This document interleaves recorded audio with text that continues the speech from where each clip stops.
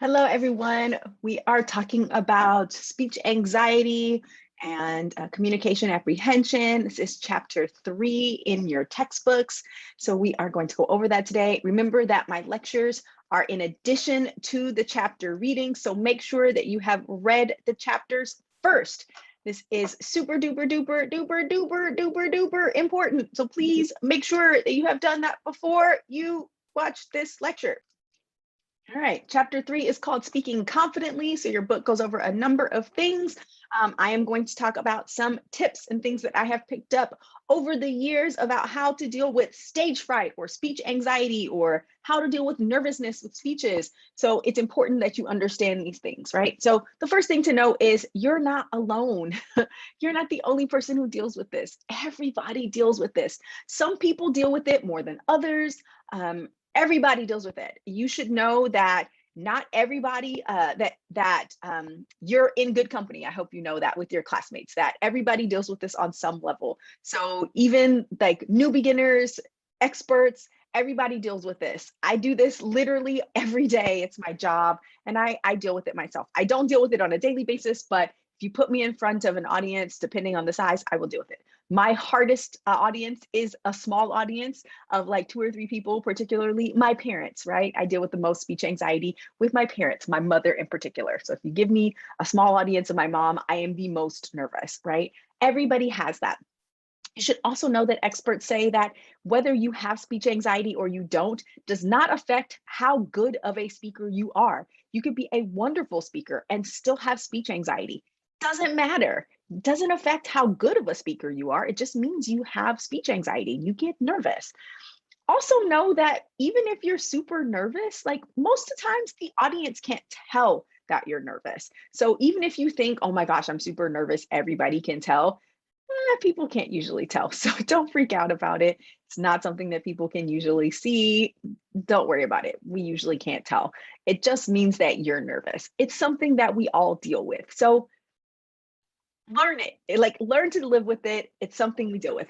The strategies that I'm giving you are things that exist. I'm giving you a toolbox full of things to deal with your speech anxiety. So use these tools. Some of these things you have to do, right? There's some things you cannot remove yourself from. You're like, oh my gosh, I have to do these things. Some of them are things that you can try to do that might be beneficial. And you're like, all right, I gave them a shot, Professor Caraballo.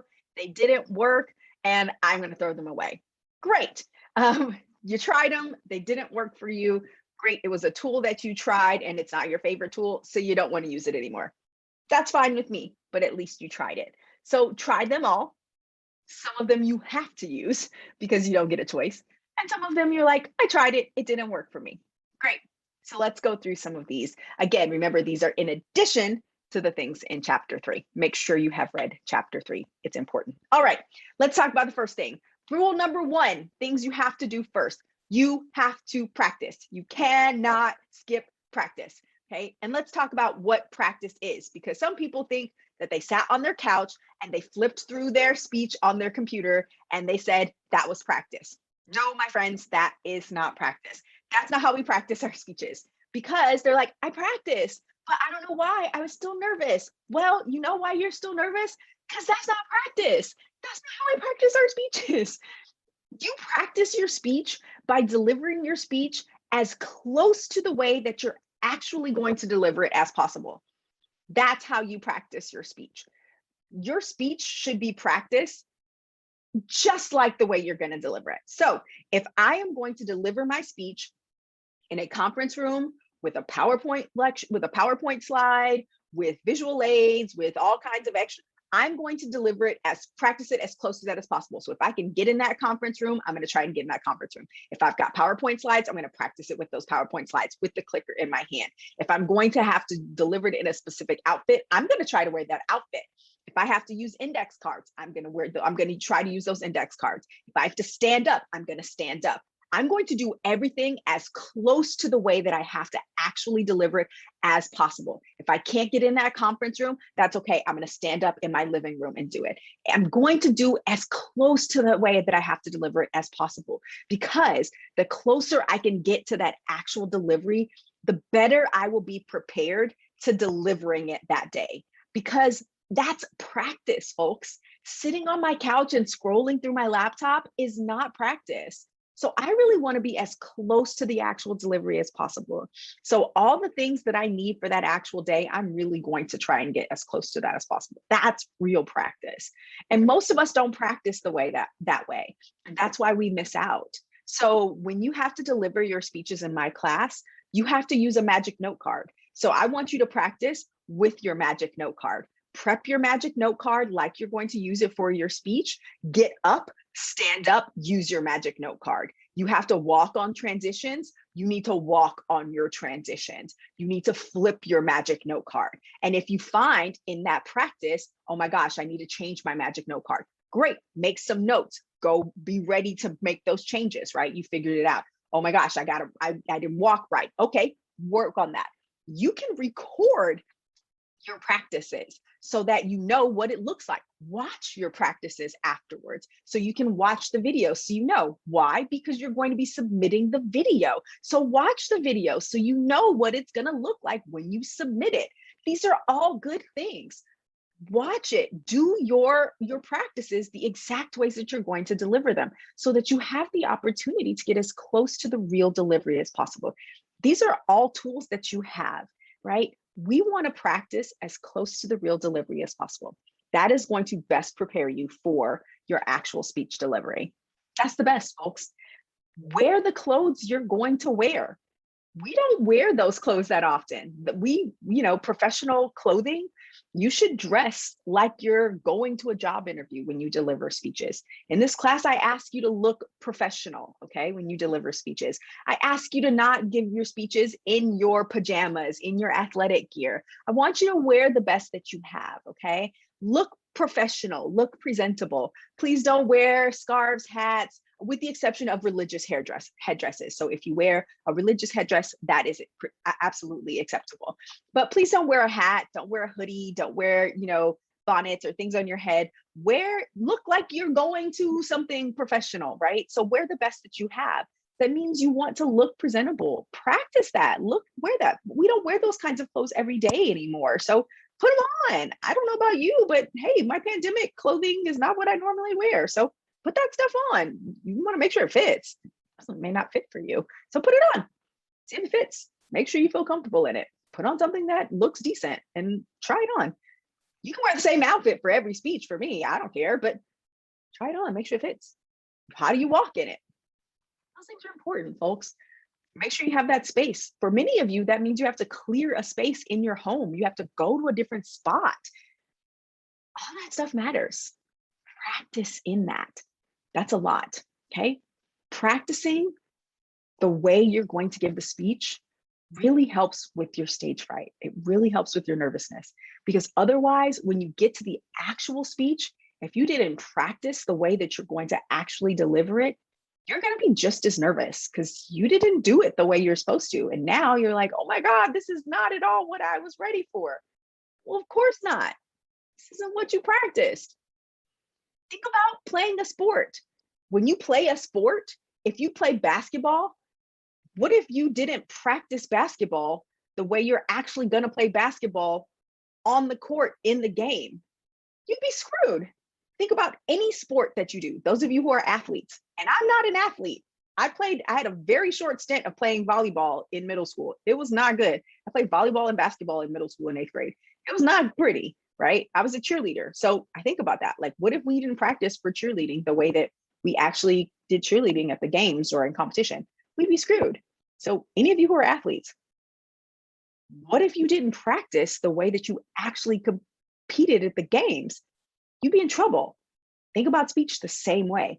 You have to practice your speeches the same way you practice for your sports. Same thing, right? The next thing is preparation. Preparation is all the things that are around the practice, okay? So think about all the things that make us nervous. What makes us nervous are the what ifs. It's those questions. What if this happens? What if this happens? What if this happens? It's the fear of the unknown, the things that we don't know. Oh my gosh, what if this happens?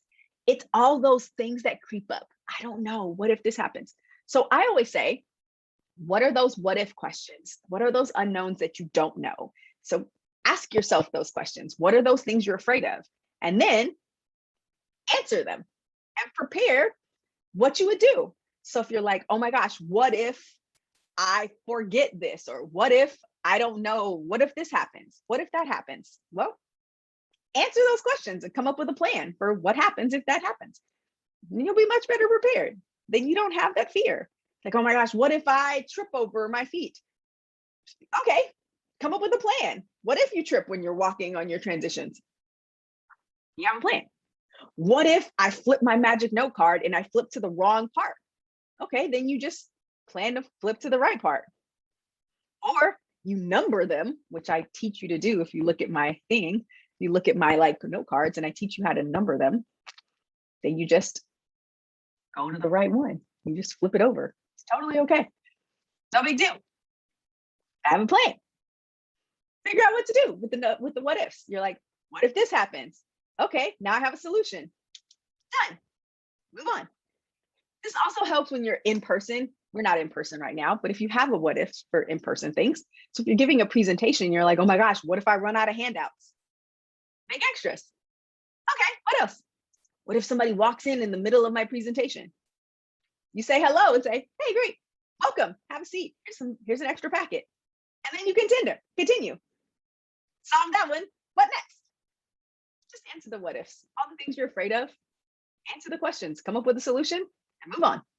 No problem. Okay, the next thing is breathing. It seems kind of a given, right? You're like, oh my gosh, yeah, I kind of need to breathe. You do, because if you don't breathe, you die. Please breathe, kind of important. But also on another level, breathing, when we get nervous, you're usually in one of two camps. You either hold your breath. That's really not good, because when you hold your breath, it's not good for calming you down when you're nervous. The other thing that happens is if you don't hold your breath, you're in the other camp where your breathing speeds up. That's also not very good for nervousness. So I always recommend something, it's called ocean breathing. It's where you inhale through your nose and you exhale out your mouth. And it really regulates your breathing. But what also helps is if you pick a count for that. So let's say if you decide that you're going to inhale for 3 and exhale for 3, but you have to actually count in your head to 3. 1, 2, 3, and exhale. 1, 2, 3. And the magic number for ocean breathing is you have to do at least 3 breaths. So you have to do that inhale 1, 2, 3, exhale 1, 2, 3, 3 times. You got to do at least 3 of them, because 1 doesn't really do it. So you have to do 3 at least. You can do more. You can always do 4 or 5, but you have to do at least 3, because that's enough to regulate your breathing and get you back breathing to whatever normal breathing pattern that you have. And the reason you need to do 3 is because 1 or 2 is just not enough. So you do 3, get you back to normal. And it does 2 things. 1, it calms you down, but also 2, it focuses your mind. It takes your mind off of the like racing things that you have with this like, oh my gosh, what if, I'm so nervous, but it also focuses your mind on something else, on the counting. It kind of does a couple things. So here's an example of the ocean breathing. I'll do it for you. Here you go.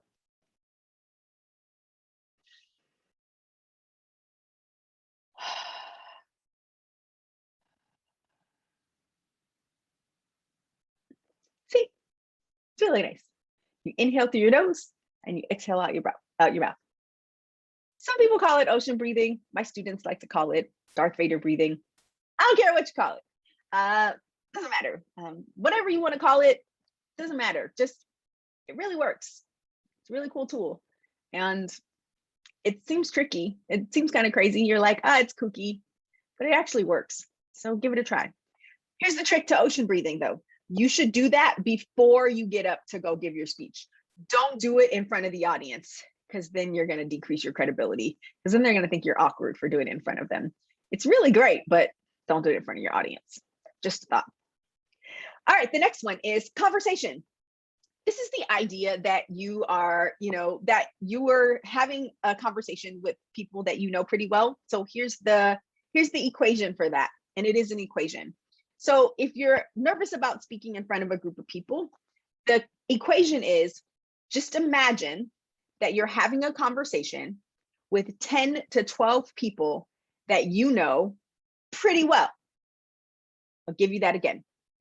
Imagine that you're having a conversation with 10 to 12 people that you know pretty well. Here's why that works. The idea of having a conversation gives you a much more relaxed tone. Speeches are meant to have a higher form of language. They should be more formal than a conversation, but it has to be attached to that 10 to 12 people that you know pretty well. If you don't attach it to that 10 to 12 people that you know pretty well, then it becomes super informal, and we don't want that.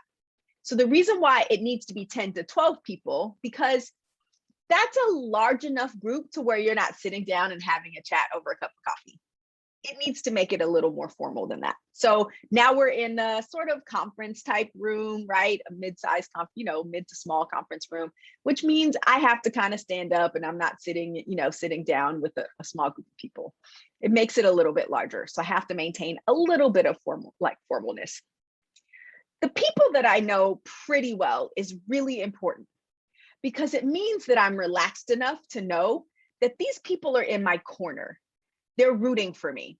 And it's a reminder that your audience is cheering you on, because oftentimes we're worried that our audience isn't there rooting for us.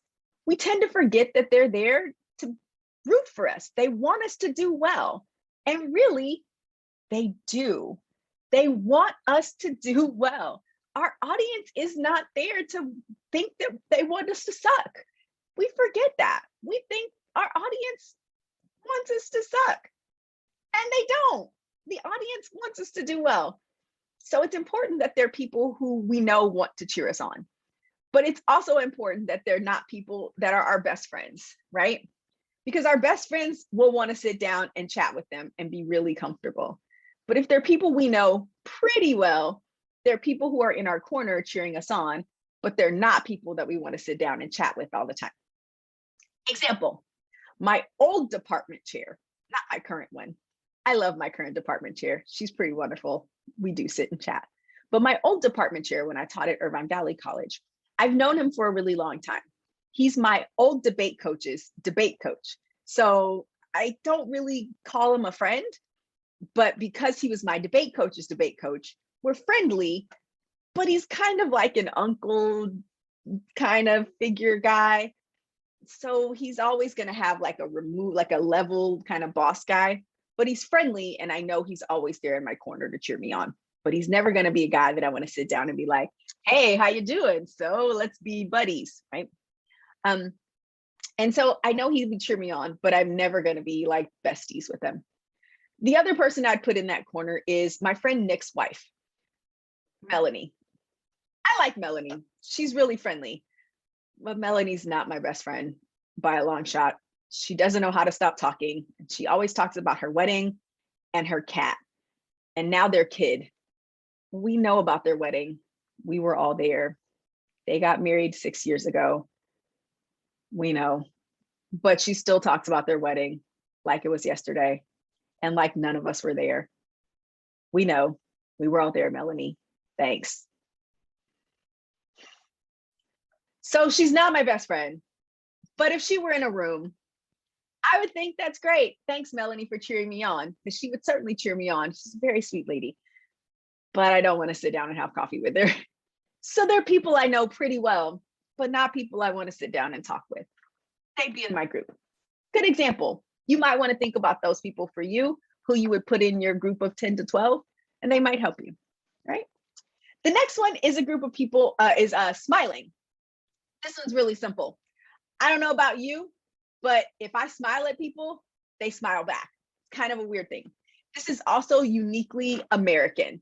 And this sounds really stupid, but it's uniquely US American. I know that's weird.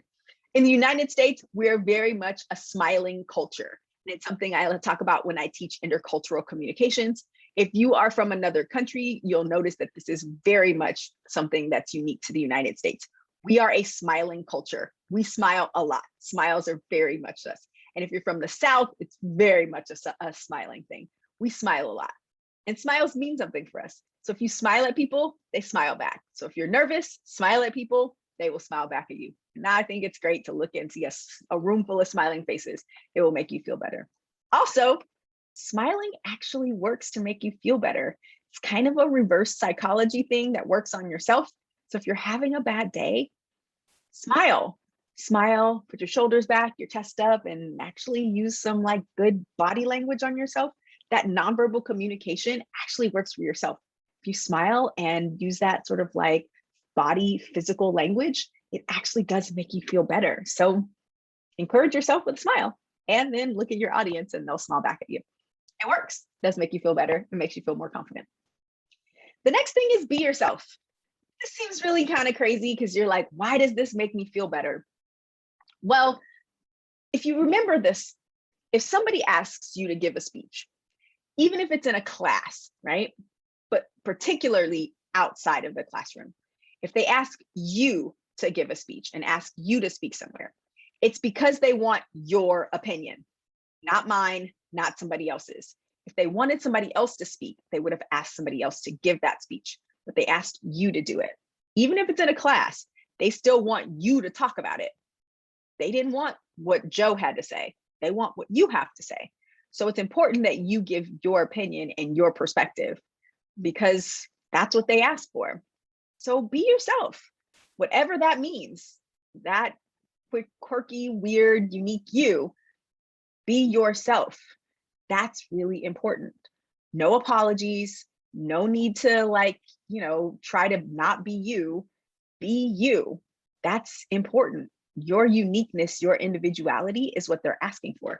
So if somehow you're worried that your unique qualities, even if you think that means it's weird, if you think that that's somehow a bad thing, it's not.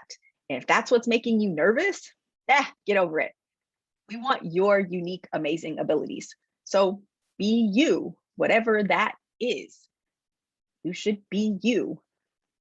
When I first started teaching, I was given some really bad advice by a really good friend of mine who started teaching about a year or two before me. And she was like, you have to wear suits because you have to look professional and you have to demand that they respect you. They have to call you Professor Caraballo. She has a doctorate, so she demanded that her students call her Dr. Lane Swift. They have to call you that and demand it because otherwise they won't respect you.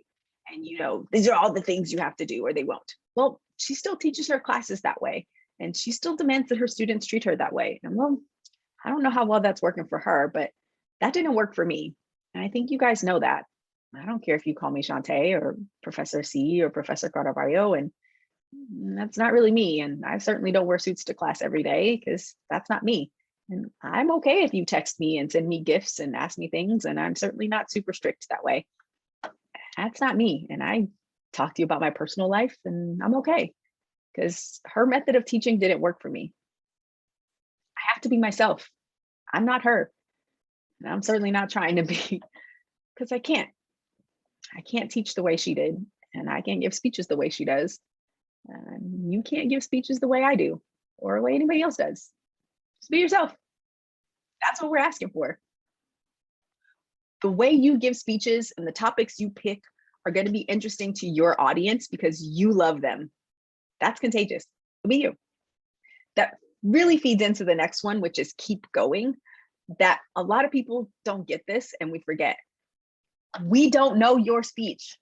We don't know your topic. We don't know your outline. We don't know your anything. And you all think, a lot of my students forget this. Yes, you submit your outlines to me. I'm not watching your speeches with your outlines in my hand. So if you make a mistake on your speech, don't apologize. Don't stop and make a big deal out of it. Your audience, whether it's me, your classmates, or somebody outside of this classroom in the real world, we don't know what your speech is. Don't apologize. Never, ever, ever apologize. If you make a mistake, just keep going. We don't know it's a mistake, but when you stop and apologize for a mistake, you draw attention to it, and now we know that you've made a mistake. So don't apologize. Just keep going. Any mistakes you make, whether you think they're tiny or huge, we don't know it's a mistake. Just keep going. If you keep going, then you just pulled off the greatest thing ever. You know it was a mistake, but we don't. So keep rolling with it.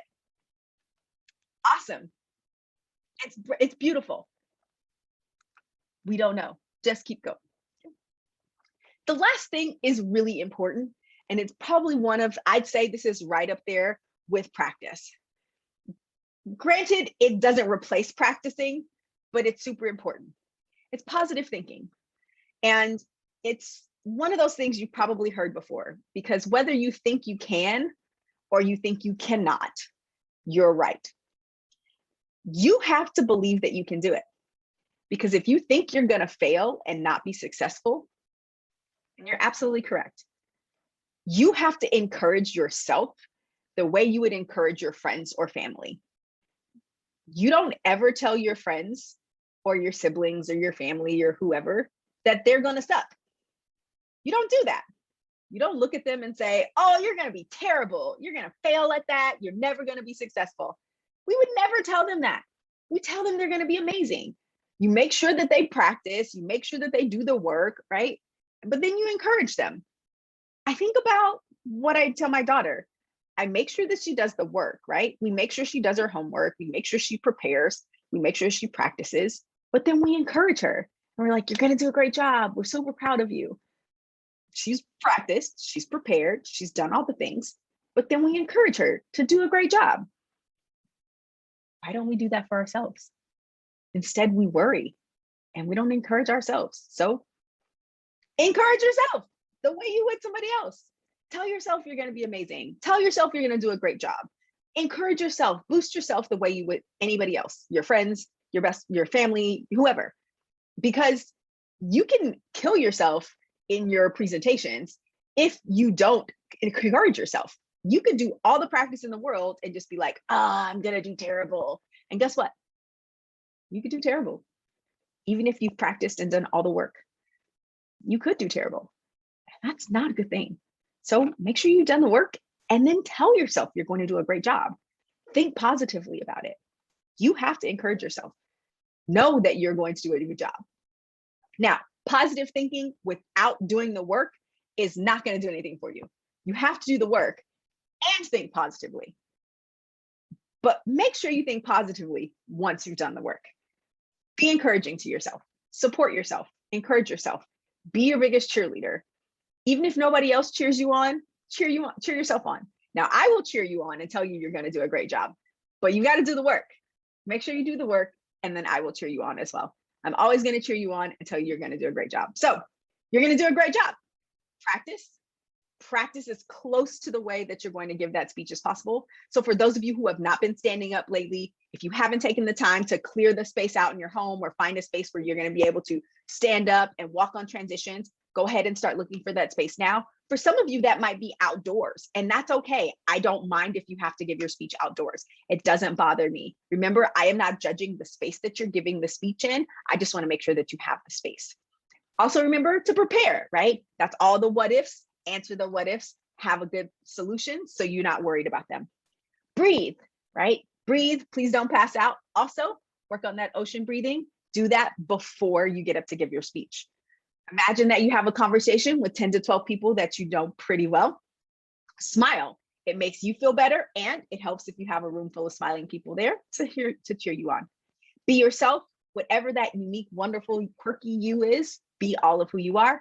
If you make a mistake, keep going. We don't know you made a mistake unless you draw attention to it. Certainly don't want to do that. And then encourage yourself. Be positive. Be strong. Tell yourself you're going to do a great job. I'll be cheering you on. You just got to cheer yourself on. Okay. All of these things will help you.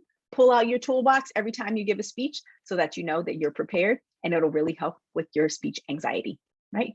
Make sure you use these tools. You can talk about this when you use for your discussion this week. Talk about how you can use these strategies to help combat your speech anxiety. And I look forward to reading about these in your discussion post this week. Make sure that you take the survey this week to figure out how much speech anxiety you have. And then I look forward to reading your discussions and your responses this week. Have a great week.